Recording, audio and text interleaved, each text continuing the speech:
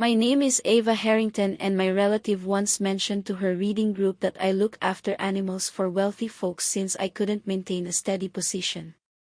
This happened 2 days following my direction of a crucial transport flight that rescued 300 residents from a failing regime in Central Asia. The reality of holding the rank of lieutenant colonel in the U.S. Air Force is that few individuals grasp what it truly entails.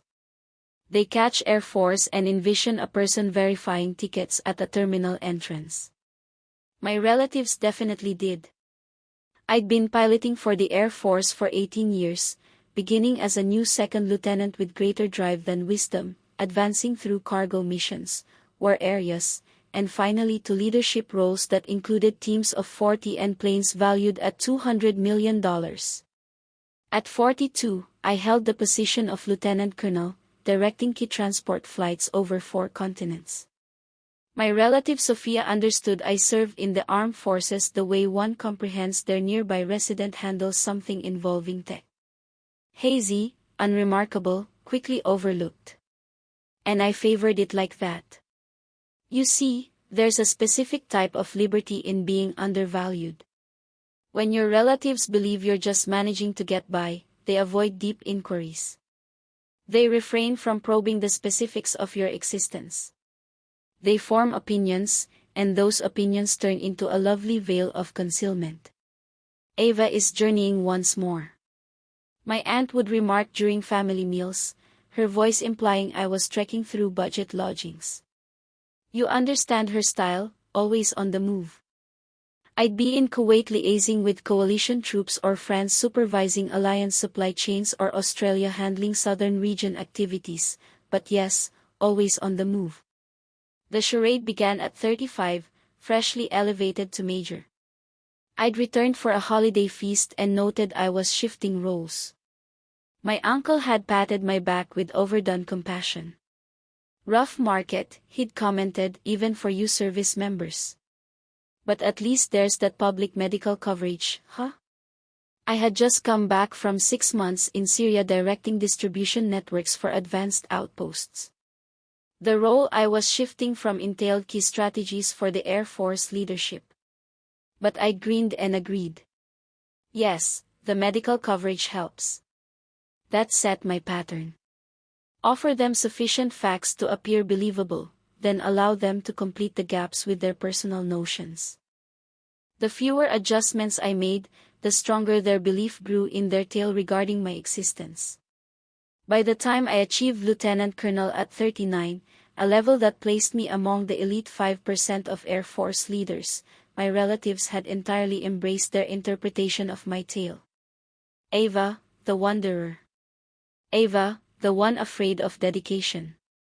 Ava who handled something related to aircraft, but never significant enough to mention at social gatherings. Sophia, my relative, had forever been rivalrous.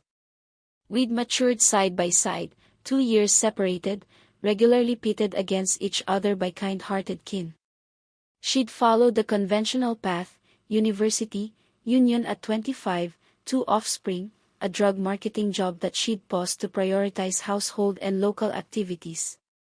I'd attended the Air Force School, devoted my 20s to flight decks and control hubs, and never regretted it. She'd never pardoned me for it. It wasn't evident initially. The envy disguised itself as worry. Aren't you ready to establish roots? She'd inquire during drinks at kin assemblies. After all, time is passing. Don't you desire a genuine residence? I possessed a genuine residence. An apartment close to Scott Air Force Base that I seldom visited since I was perpetually stationed or practicing or organizing efforts across regions. But she had no need to learn that. I enjoy voyaging, I'd respond. Maintains variety. But aren't you weary of it? Existing from a bag. I'd passed the prior month in a temperature-regulated control hub with a group of 60 issuing orders that influenced thousands of existences. Prior to that, I'd arrived at Spangdahlem Air Base in Germany, where I had personal lodging and a workspace with 3 screens showing live worldwide supply info. It offers its highlights, I'd respond. Sophia would tilt her head, her look a flawless mix of compassion and contentment. I simply believe you merit consistency, you understand, a true profession with growth prospects. I held the rank of lieutenant colonel. I led leaders and recruits. I possessed an authorization that allowed entry to secret data sessions. My recent evaluation had employed terms like outstanding guidance and tactical foresight, but yes, no growth prospects. The delightful paradox was that the further I diverted, the more intricately they built their invention. During one kin gathering, my aunt had described to her acquaintances that I performed independent advising for carriers. Near enough, I guess, if you view directing crucial transport flights amid relief emergencies as advising. The caretaking notion emerged unintentionally. I'd noted once that I was residing at a spot in Cambridge while I operated at the headquarters for a 6-month task.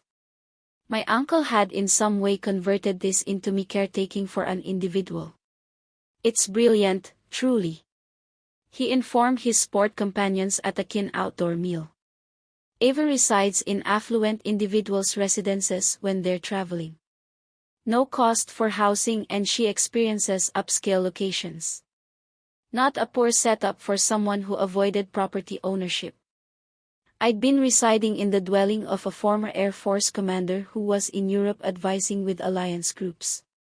He'd provided me his additional lodging while I was tasked to the headquarters. It featured 4 sleeping areas and viewed the Charles. But yes, caretaking. I'd come to relish the ridiculousness of it.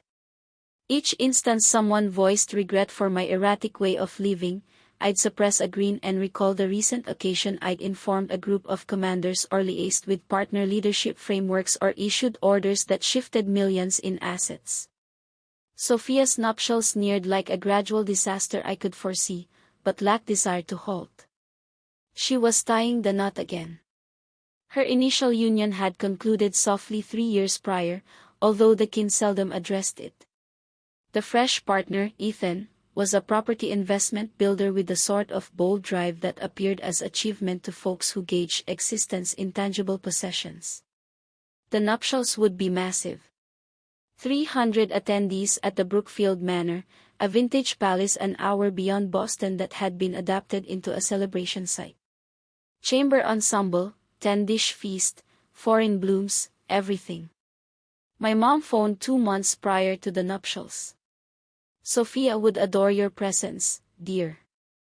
I realize you're occupied with your journeys, but this matters. I'll attend, Mom, and attempt to appear, composed. Sophia's truly anxious about all being ideal. I had just arrived from Kadena Air Base in Okinawa, where I'd been managing Asian transport synchronization. I possessed 3 formal attires in my storage that would have resolved every unspoken query about my vocation. I'll don something appropriate, I assured. And perhaps could you be unclear about the caretaking matter?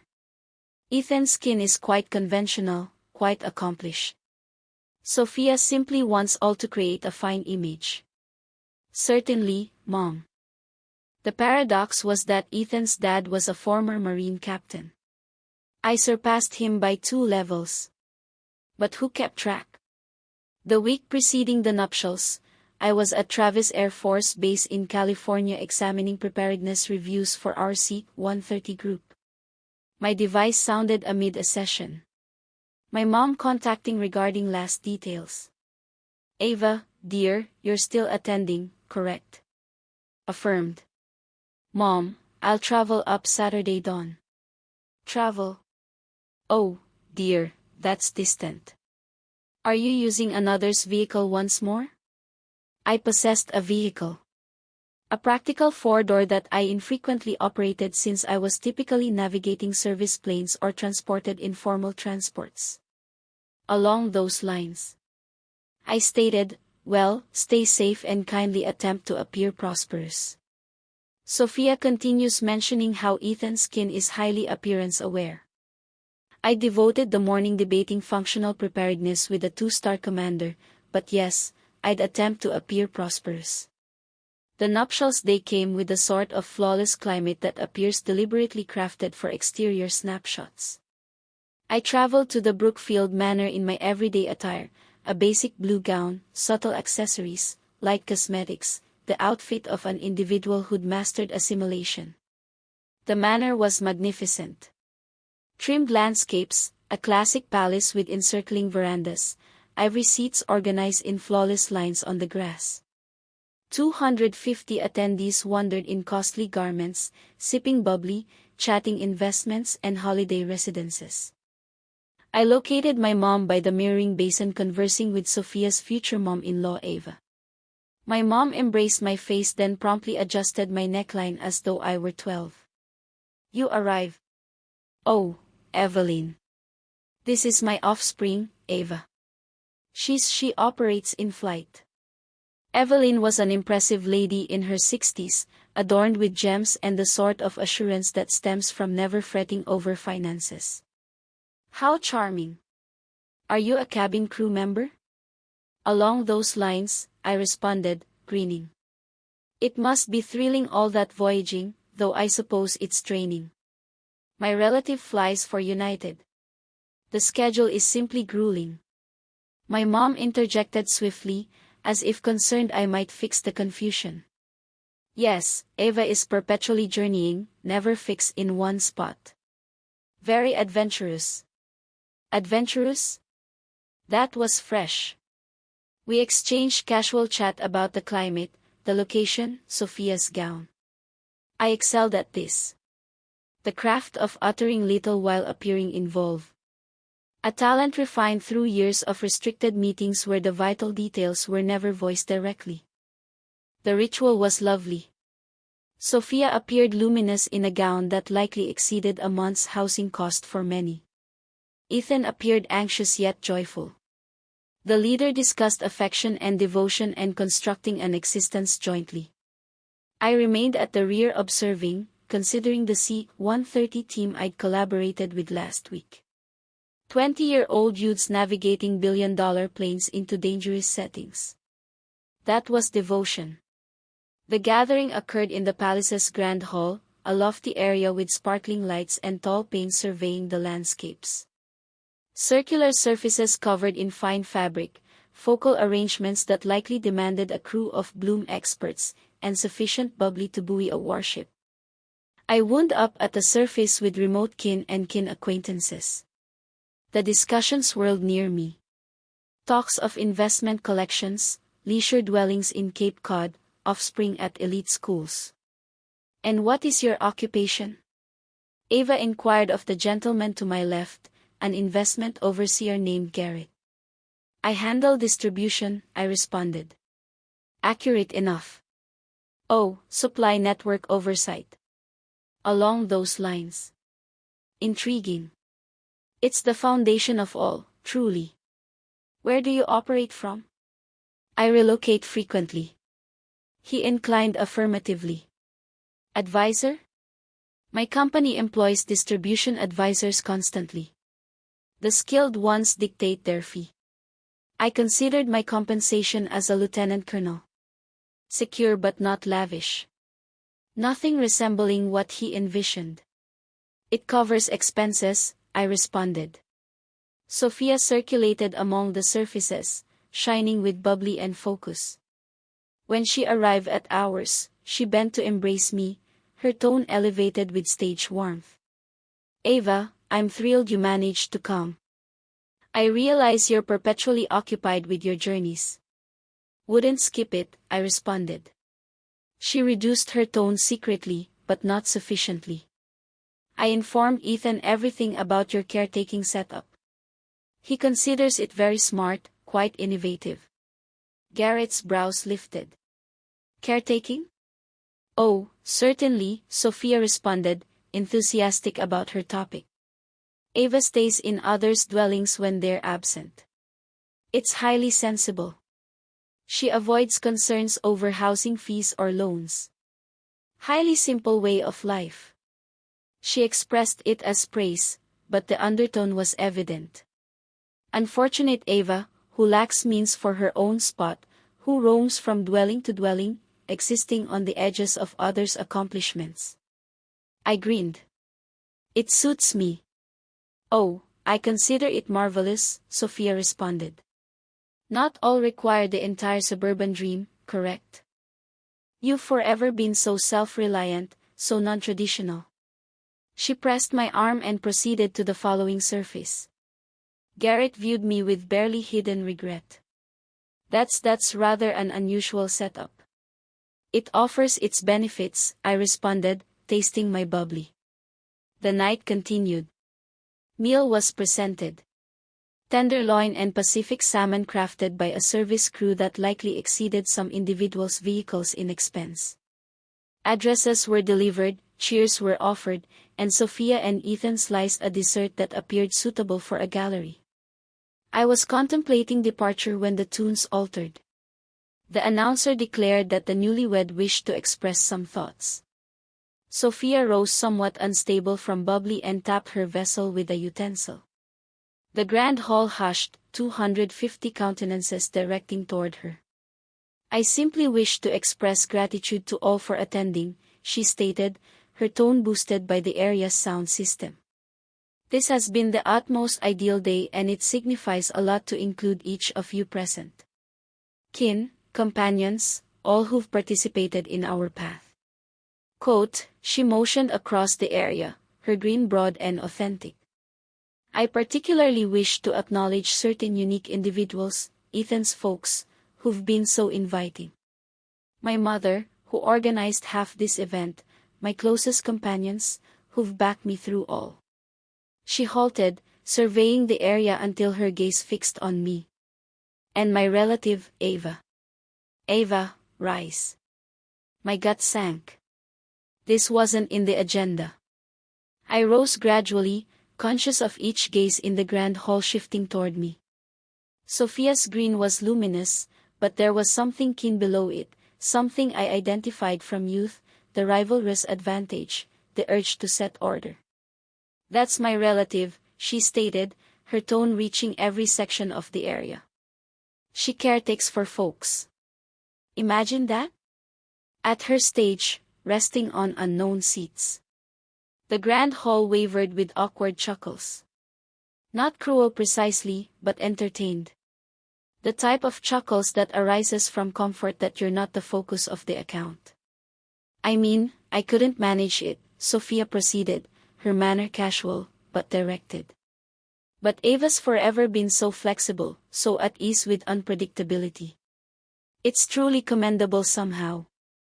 Not all can exist that way. Additional chuckles, stronger now. An individual close to the lead blew a sound. Ethan's dad, the former Marine captain, chuckled strongest, his tone resounding across the grand hall. Each to their preference, correct? Variety makes the world. I remained immobile, each fiber in my form tense. This was it.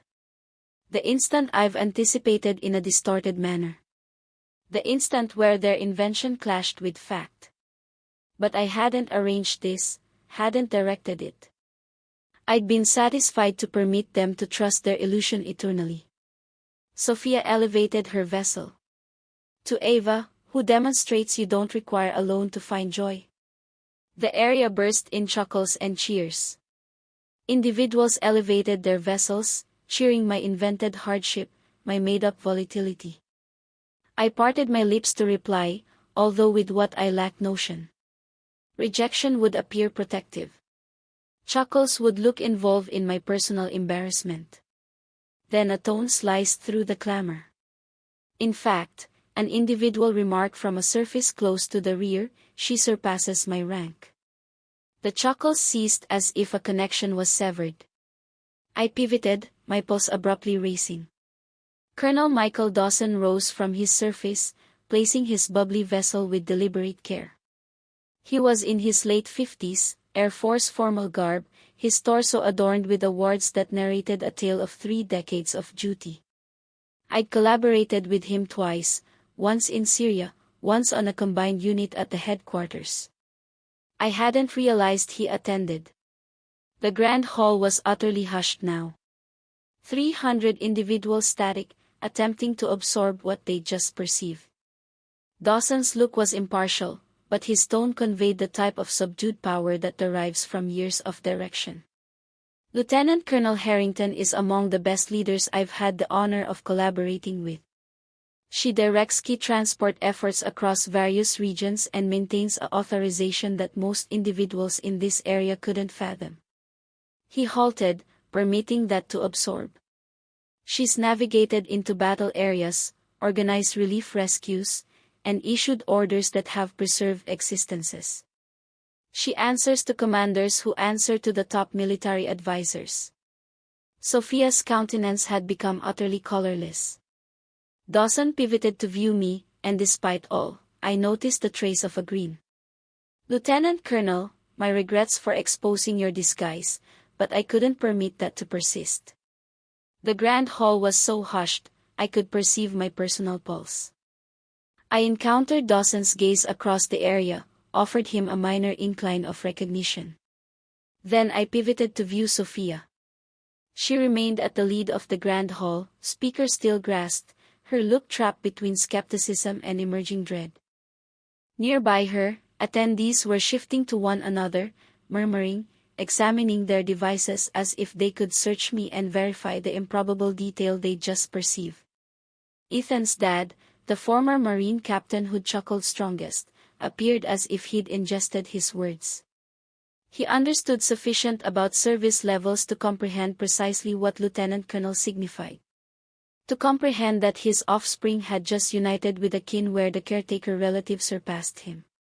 My mom's bubbly vessel escaped her grasp and broke on the stone surface. The noise resounded like a blast through the hushed grand hall. Garrett, the investment overseer next to me, gradually pivoted to gaze. You're a lieutenant colonel. U.S. Air Force, I responded softly. Key transport direction. An individual at the adjacent surface inhaled sharply. Another began urgently murmuring to their companion. Sophia's mom-in-law, Evelyn, who'd inquired if I was a cabin crew member, had become ashen, one palm against her neck. The hush extended, agonizing, complete. Then Ethan voiced a sound, attempting frantically to rescue the instant. Well, that's definitely surprising. Let's applaud our armed forces personnel. A handful applauded faintly. Most merely gazed. Sophia placed the speaker with trembling palms and departed the minor platform, her gaze avoiding mine. Ethan rushed following her, his look embarrassed. The announcer, detecting the requirement to cover the terrible hush, restarted the tunes. Discussion gradually recommenced. But they all concerned one matter. I could sense it. The alteration in the area's focus, the murmurs, the oblique looks. I resumed my seat. Dawson materialized at my surface shortly after. Lieutenant Colonel, regretful to disrupt your kin assembly. Colonel Dawson, I rose, clasped his palm. I didn't know you attended. Ethan's relative. Marine kin. You understand the pattern. We all appear at one another's nuptials sooner or later. He grinned. Although I must admit, I wasn't anticipating the spectacle. Nor I. For its value, your disguise was firm. I lacked clue until she began discussing caretaking and I connected the details. Recognized you were the Harrington I'd collaborated with at the headquarters. I chuckled. A brief harsh noise. I didn't intend to conceal it. They simply presumed and I never rectified them. Finest form of protective measure, he responded. Conceal openly. He departed back to his surface, leaving me solitary with Garrett, who was gazing at me like I'd sprouted another limb. You're truly a lieutenant colonel? He inquired. 19 years in the Air Force.